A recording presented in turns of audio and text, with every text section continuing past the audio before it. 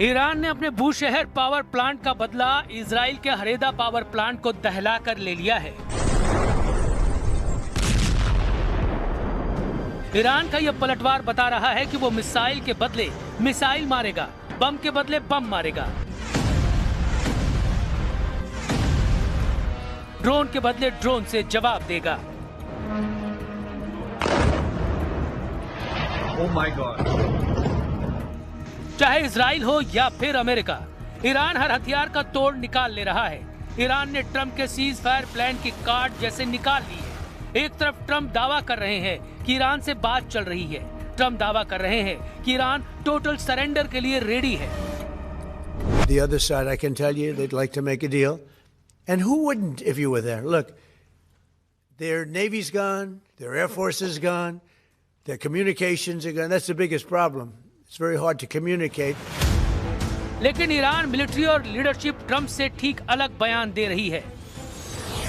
Iran के supreme leader ने Trump से समझौते से साफ इनकार कर दिया है। ईरान के नए सिक्योरिटी बॉस जनरल जुल्कद्र ने अमेरिका से समझौते पर बिग नो कह रखा है। जिन बाकर कालिबाफ को ट्रंप अपना आदमी समझ रहे हैं, उन्होंने भी सीज फायर को फेक न्यूज कह डाला है। तब अमेरिका ने ईरान में किसे साथ रखा है? वो कौन है जो ट्रंप से डील करने के लिए रेडी है? कतर जैसे देशों ने तो इस पचड़े में फंसने से तौबा कर ली है। कतर के विदेश मंत्रालय का आधिकारिक बयान सुन लीजिए। कतर ने अमेरिका ईरान के बीच पिसने से खुद को कैसे अलग कर लिया है। Qatar is not involved in these talks. Our views about any talks, if they exist, are consistent with our very principled position that all conflicts will end on the negotiation table. समझदार मुल्क हवा का रुख भांप चुके हैं, मगर कुछ मौका परस्त युद्ध को भुनाने में लगे हैं। वो अमेरिका ईरान की डील में बिचौलिया बनने के लिए उतावले हैं। अमेरिका इजराइल ईरान की लड़ाई में नंबर बनाने के चक्कर में कुछ देशों ने हद पार कर दी है। पाकिस्तान का जनरल मुनीर दावा कर रहा है कि वो ट्रंप का पीस प्रस्ताव ईरान को भेज चुका है। तुर्की के स्वयंभू खलीफा एर्दोआन दावा ठोक रहे हैं कि युद्ध की मध्यस्थता वही कर रहे हैं। रूस ने कहा है कि ट्रंप के 15 शर्तों वाले प्रस्ताव की रिपोर्ट भरोसे लायक नहीं है। Такого рода информацию иранские наши друзья нам не передавали. Это первое.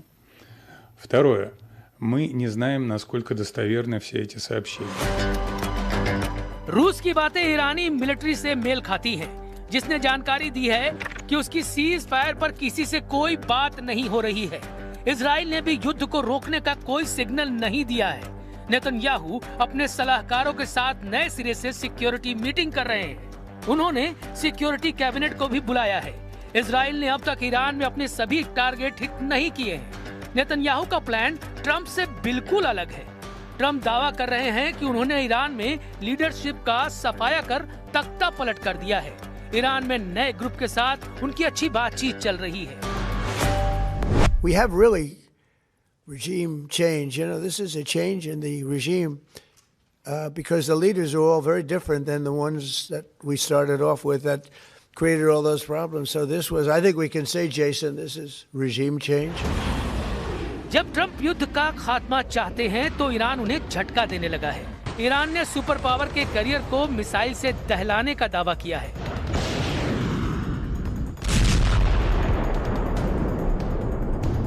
ईरान ने कोस्टल क्रूज मिसाइल से लिंकर करियर को निशाना बनाने का ऐलान किया है। ईरान के जखीरे में कोस्टल क्रूज मिसाइलों की भरमार है, जिसमें कुछ की रेंज 2500 किलोमीटर तक है। जूनियर खमनेई की कुछ कुख्यात कोस्टल क्रूज मिसाइलों की डिटेल जान लीजिए। ईरान रेवोल्यूशनरी गार्ड के navy Abu Mahdi coastal cruise missile से लैस है, जिसकी रेंज 2500 किलोमीटर तक है। ईरान नेवी के पास होवेजे क्रूज मिसाइल है, जो सतह से सतह पर सभी मौसम में हमला करती है। ईरान की सौमार लंबी दूरी की क्रूज मिसाइल है, जो जमीनी टारगेट को निशाना बनाती है। इसके साथ राद, नस्र 1 और कौसर ईरान की बदनाम कोस्टल क्रूज मिसाइलें हैं। समंदर से जमीन पर चलिए, ये इराक में ट्रंप का विक्ट्री कैंप है। ईरान समर्थक लड़ाकों ने सुपर पावर के विक्ट्री कैंप को धुआं कर रखा है। ड्रोन कैमरे से ली गई तस्वीरों में ट्रंप के मिलिट्री कैंप पर बम धमाके साफ देखे जा सकते हैं। बगदाद एयरपोर्ट के करीब यह हमला हुआ है, जहां अमेरिका का ग्रीन जोन है। मतलब इराक में ईरान समर्थक लड़ाकों ने सुपर पावर को घेर कर मारना शुरू कर दिया है। ईरान ने अमेरिका की तरह इजराइल पर भयानक हमले तेज कर दिए हैं। इस्लामिक रेवोल्यूशनरी गार्ड कॉर्प्स ने बताया कि सिर्फ 24 मार्च की रात को ही 220 मिसाइलें एक साथ इजराइल पर दागी गई। मतलब ये कि ईरान ने हर घंटे औसतन इजराइल पर 10 मिसाइलों की बौछार की है। वहीं इजराइल डिफेंस फोर्सेस के मुताबिक इजराइल के मल्टीलेयर एयर डिफेंस सिस्टम ने ईरान की 70% मिसाइलों को हवा में मार गिराया है। बावजूद इसके आयरन डोम, एरो सिस्टम और डेविड स्लिंग को चीरकर 30% मिसाइलों ने इजराइल को भारी नुकसान पहुंचाया है। ईरान अब फत्ताह 2, सेज्जिल, इमाद और खुर्रम शहर 4 मिसाइलों का इस्तेमाल ज्यादा कर रहा है। इनमें कुछ मिसाइलों में क्लस्टर वॉरहेड लगे हुए हैं जो भारी तबाही मचा रहे हैं। ईरान के घातक पलटवार शुरू करने के बाद ट्रंप को यूरोप के देशों ने इराक जैसी हार की वार्निंग देनी शुरू कर दी है। स्पेन के प्रधानमंत्री पेड्रो सांचेज ने ईरान वार के साइड इफेक्ट बताकर यूरोप को अलर्ट रहने को कहा है। Puede que este desastre de Irán pase pronto o puede que la pesadilla de Irak se repita, pero en esta ocasión multiplicado por n. युद्ध का खात्मा जल्द हो, इसकी उम्मीद सब लगा रहे हैं। ईरान ने भी सिग्नल दिए हैं कि उसकी शर्तों पर ट्रंप अगर राजी हैं तो युद्ध रुक सकता है, लेकिन ये शर्तें ट्रंप को हजम होंगी इसकी गारंटी नहीं। ईरान चाहता है कि फारस की खाड़ी और पश्चिमी एशिया में सभी अमेरिकी सैन्य ठिकानों को बंद कर अमेरिका वापस लौट जाए। ईरान ने मांग रखी है कि होर्मुज स्ट्रेट से गुजरने वाले सभी कारोबारी जहाजों से टोल टैक्स वसूलने का अधिकार सिर्फ उसके पास रहे। ईरान को युद्ध के दौरान अमेरिका और इजराइल के हमलों से हुए पाई के नुकसान की भरपाई चाहिए। ईरान की ट्रंप से डिमांड है कि उसके ऊपर लगाए गए सभी प्रतिबंध हटाए जाएं। यही नहीं, भविष्य में ईरान के खिलाफ कोई भी युद्ध थोपा नहीं जाए, इसका पुख्ता इंतजाम करना होगा। ईरान ने कहा है कि वो बगैर किसी बातचीत के अपनी बैलिस्टिक मिसाइलों का प्रोडक्शन जारी रखेगा। ईरान ने लेबनान में हिजबुल्लाह के खिलाफ होने वाले इजरायली हमलों को रोकने की भी डिमांड रखी है। सुपर पावर के लिए शर्तों वाली ये हड्डियां हजम करना करीब करीब नामुमकिन है। वहीं ईरान साफ कर चुका है कि वो खाड़ी से इस बार अमेरिका को खदेड़ने के बाद ही रुकेगा। نه خبری از سرمایه‌گذاری‌هایتان در منطقه خواهد بود و نه قیمت سابق انرژی و نفت را خواهید دید تا وقتی که بفهمید. ईरान ने इजराइल के परमाणु सिटी डिमोना पर हमला कर खौफनाक इरादों का एहसास कराया है, लेकिन इजराइल ईरान की कसर लेबनान में तबाही मचाकर निकाल रहा है। इजराइल लेबनान के 10% जमीन पर कब्जा कर गाजा जैसी बढ़त बढ़ाना चाह रहा है। लेबनान में ये कामयाबी नेतन्याहू के ग्रेटर इजराइल की तरफ पहला बड़ा पड़ाव साबित हो सकता है, लेकिन इजराइल भी जंग को जल्द खत्म करने के मूड में नहीं। ईरान के खिलाफ ग्राउंड ऑपरेशन शुरू करने के पहले सिग्नल मिल गए हैं। डोनाल्ड ट्रंप ने कह दिया है कि वो अब सीजफायर नहीं करेंगे क्योंकि अमेरिका इस वक्त ईरान पर हावी है। लेकिन एक रिपोर्ट के मुताबिक इस पूरे ऑपरेशन में खाड़ी देश भी शामिल होने जा रहे हैं। ईरान को कुचलने के लिए 4 देशों ने मिलकर कसम खाई है।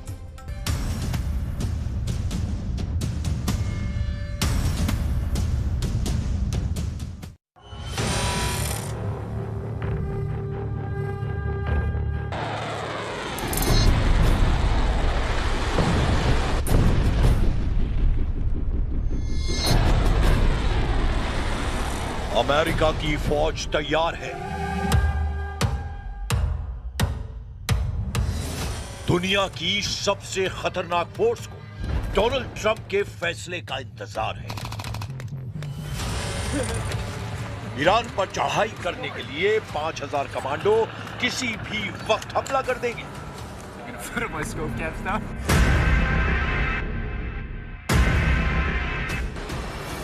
लेकिन इस फौज का ईरान में टारगेट क्या है, ये सबसे बड़ा सवाल है, क्योंकि 24 घंटे के अंदर युद्ध बदल चुका है।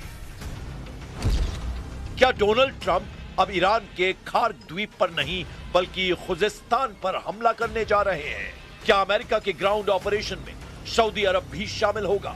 बहरीन, कुवैत, यूएई और कतर भी ईरान से लड़ने के लिए फौज भेजेंगे? क्या ईरान के खिलाफ खाड़ी देशों को मिलाकर अमेरिका ने शुरू कर दी है वर्ल्ड वॉर?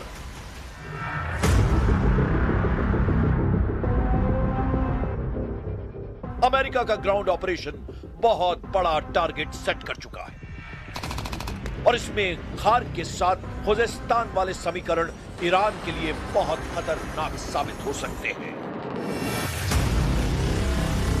खाड़ी देशों में अमेरिकी सैनिकों की मूवमेंट शुरू हो चुकी है। अमेरिका के 5000 कमांडो जब खाड़ी देशों की फौज के साथ ईरान में घुसेंगे तो क्या होगा, यह जानने से पहले खार्क और खुजेस्तान के बारे में बहुत जरूरी बातें समझ लीजिए।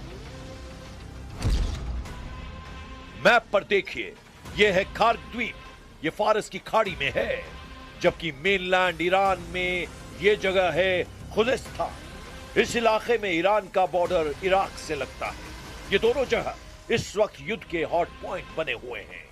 खार्क द्वीप पर ईरान के तेल निर्यात का टर्मिनल है, यहीं से उसके 90% तेल का निर्यात होता है, जबकि खार्क द्वीप से जो तेल निर्यात किया जाता है ईरान के खुजेस्तान प्रांत से निकाला जाता है।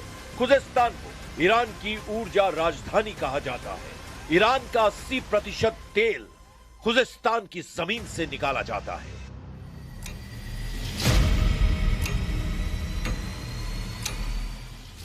सवाल है कि क्या अमेरिका और उसके साथी खाड़ी देश फौज लेकर ईरान पर चढ़ाई करने जा रहे हैं, तो कहां पर हमला करेंगे? उनका हमला खार्क पर होगा या फिर खुजेस्तान पर होगा?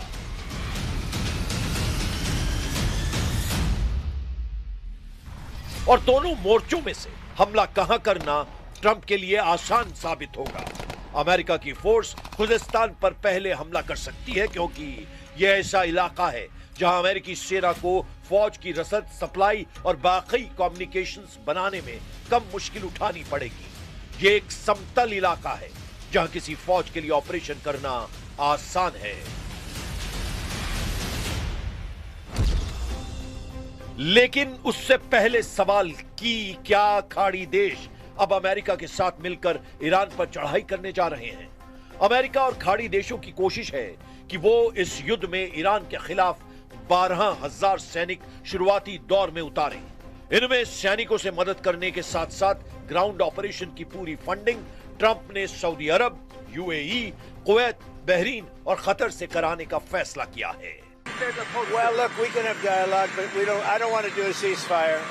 You know, you don't do a ceasefire when you're literally obliterating the other side. America के साथ खाड़ी देशों का आना पहले मुश्किल नजर आ रहा था, लेकिन अब अमेरिका का मीडिया बता रहा है कि सऊदी अरब ईरान में युद्ध तेज करना चाहता है और इसके लिए क्राउन प्रिंस मोहम्मद बिन सलमान लगातार डोनाल्ड ट्रंप पर दबाव डाल रहे हैं। न्यूयॉर्क टाइम्स की रिपोर्ट है कि सऊदी अरब ने ट्रंप पर दबाव बनाया हुआ है कि युद्ध जारी रखा जाए। क्राउन प्रिंस मोहम्मद बिन सलमान कई बार डोनाल्ड ट्रंप से बात कर चुके हैं। उन्होंने ईरान में सत्ता परिवर्तन तक युद्ध तेज करने के लिए कहा है।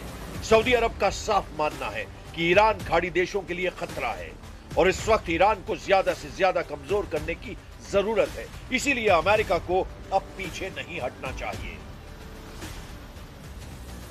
इसीलिए कयास है कि ट्रंप सऊदी अरब और बाकी खाड़ी देशों के कंधे पर रखकर बंदूक चलाना चाहते हैं। वो ईरान के खिलाफ ग्राउंड ऑपरेशन में खाड़ी देशों का इस्तेमाल करेंगे। पहले से ही अमेरिकी सेना सऊदी अरब और बाकी खाड़ी देशों के मिलिट्री बेस का इस्तेमाल कर रही है। ईरान की फौज 6.5 लाख है। इसके अलावा पैरा मिलिट्री फोर्स 2.5 लाख के बराबर है, जबकि ईरान में एक्टिव बसीज फोर्स 20 लाख तक हो सकती है। ईरान ने बता दिया है कि वो नहीं बल्कि उसके दुश्मन इस जंग में झुकेंगे। यानी ईरान का इरादा साफ है कि वो आखिरी दम तक लड़ेगा, चाहे दुश्मन अमेरिका और इजराइल हो या सभी खाड़ी देश जो पहले से अमेरिका की मदद करते आ रहे हैं। वैसे ईरान के खिलाफ खाड़ी देश शामिल हुए तो क्या होगा, क्योंकि इराक पहले ही एक्टिव हो चुका है। इराक में ईरान समर्थित कयातब हिजबुल्लाह ने अमेरिकी अड्डों पर हमले तेज कर दिए हैं। ये एफपीवी ड्रोन अटैक देखिए, कैसे एक क्वाडकॉप्टर एक अमेरिकी अड्डे पर अमेरिकी फौजियों को तलाश रहा है। बाद में जब उसे कुछ नहीं मिलता तो वो अमेरिका के एक ब्लैक हॉक हेलीकॉप्टर से जाकर टकरा जाता है।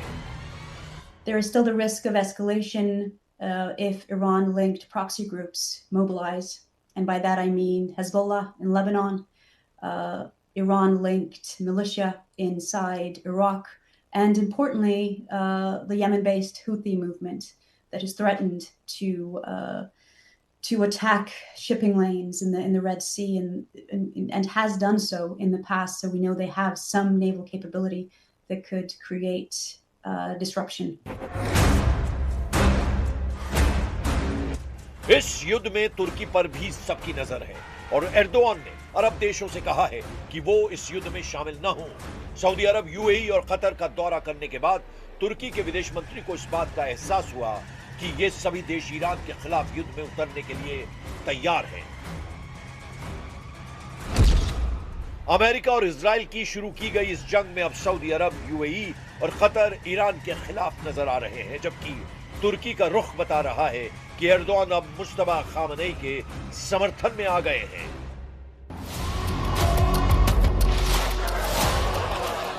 ये ऐसे वक्त में हो रहा है जब ट्रंप के 5000 कमांडोज ईरान की सरहद में दाखिल होने के लिए तैयार कर दिए गए हैं। खार्क और खुजिस्तान हमला कहां होगा, बस ट्रंप को इसका फैसला करना है। लेकिन तुर्की से बयान आने के बाद ईरान को एहसास हो गया है कि वो इस जंग में अकेला नहीं है। ईरान के स्पीकर मोहम्मद बाकर खालिबाफ ने कहा है कि ईरान अमेरिका की हर हरकत पर नजर रखे हुए है। अमेरिका की फौज की गतिविधियां देखी जा रही हैं। अमेरिका के सैनिक ट्रंप और नेतन्याहू की गलत फहमियों का शिकार बनेंगे। ईरान का इम्तिहान लेने की कोशिश न करें ट्रंप। युद्ध की शुरुआत अमेरिका और इजराइल ने की है, लेकिन इस जंग में ईरान लगातार आक्रामक होता जा रहा है। ईरान के विदेश मंत्री अब्बास अरागाची ने अमेरिका और इजराइल को बहुत बड़ी धमकी दी है, डराने की कोशिश की है। अब्बास अरागाची ने कहा है कि नेतन्याहू नहीं चाहते कि दुनिया को पता चले कि ईरान कैसे इजराइल पर पलटवार करके उसे सजा दे रहा है। अरागाची का दावा है कि उनकी रिपोर्ट बताती है कि इजराइल में ईरान की मिसाइलों से बड़ी तबाही मची है। इजराइल की लीडरशिप पैनिक कर चुकी है। इजराइल का एयर डिफेंस फेल हो चुका है। सबसे अहम बात, अरागाची ने कहा है कि अभी तो ईरान ने सिर्फ शुरुआत की है। Well, actually, this is a war imposed on us, and what we are doing is only defending ourselves. We are facing an act of aggression which is absolutely illegal, and what we are doing is the act of self-defense which is legal and legitimate. Iran ने America को अपने missile वाले तेवर फिर दिखाए। ये Iran का cruise missile attack है जो अमेरिका के कैरियर यूएसएस अब्राहम लिंकन की तरफ लॉन्च किया गया है। अमेरिका का ये कैरियर ग्रुप अभी ईरान से सुरक्षित दूरी पर है, लेकिन ईरान ने बता दिया है कि वो अमेरिकी नौसेना को करीब भी पटकने नहीं देगा।